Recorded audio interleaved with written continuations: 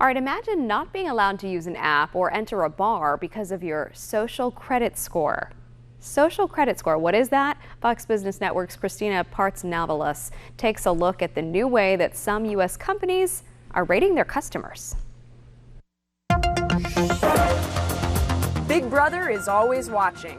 A trend made popular in China is making its way to the United States. Companies like Airbnb, Uber, and even insurers are starting to grade customers based on a social system score. The Chinese people, the vast majority, do not like it, and the Westerners here in the United States are worried that a similar system is developing here. According to business magazine Fast Company, consumers receive a score based on social media profiles and behaviors, which can help decide whether you can get a loan or even use certain apps. People have been banned from using mass transit and getting some jobs for having a low score. The system is parallel to what's going on with the Chinese social system, but not to quite to the umpteenth extent that what's going on in China.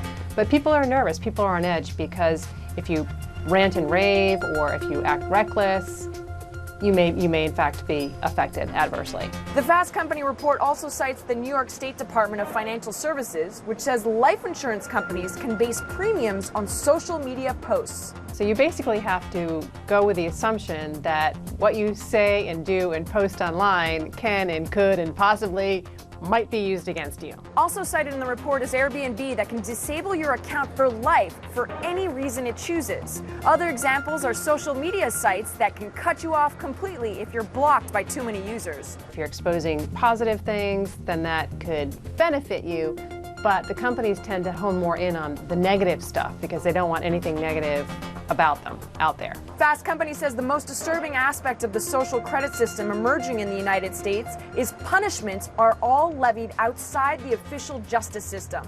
Adding that if current trends hold, it's possible in the future a majority of misdemeanors and even some felonies will be punished not by Washington, D.C., but by Silicon Valley. In New York, Christina Partsinevelos, Fox Business.